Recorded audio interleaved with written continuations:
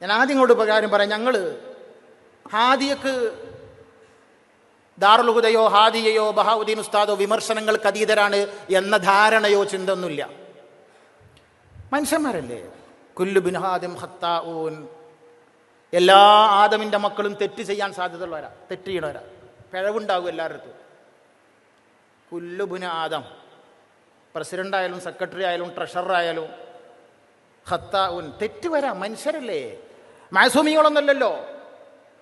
എല്ലാ സംഘടനകൾക്കും തെറ്റ് വരാം, ഹാദിയക്കും തെറ്റ് വരാം, മനുഷ്യനുണ്ടാക്കിയ മുഴുവൻ സംഘടനകൾക്കും തെറ്റുപറ്റാം. തെറ്റുപറ്റിയെന്ന് തോന്നിയാൽ തിരുത്തണം. ഞങ്ങൾ തിരുത്തിയിട്ടുണ്ട്, അതേപോലെ എല്ലാവരും തിരുത്തണം.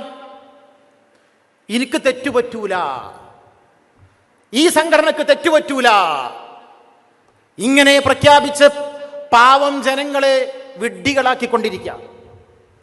എന്തിനാണിത്? തങ്ങളുടെ കുറ്റങ്ങളും കുറവുകളും മറച്ചുവെക്കാൻ, തങ്ങളുടെ സാമ്പത്തിക തിരിമറികൾക്ക് സാധുത നൽകാൻ. അല്ലാതെന്താ? അപ്പൊ ഹാദിയക്ക് തെറ്റുപറ്റാം, ദാറുൽ ഹുദയുടെ അടുത്ത് തെറ്റുപറ്റാം, അതൊക്കെ മനുഷ്യന്മാരുണ്ടാക്കിയതാ. അവരിൽ നല്ലവർ തൗബ ചെയ്യുന്നവരാണ് എന്ന് നബി സല്ലല്ലാഹു അലൈഹി വസല്ലം പറഞ്ഞിട്ടുണ്ട്.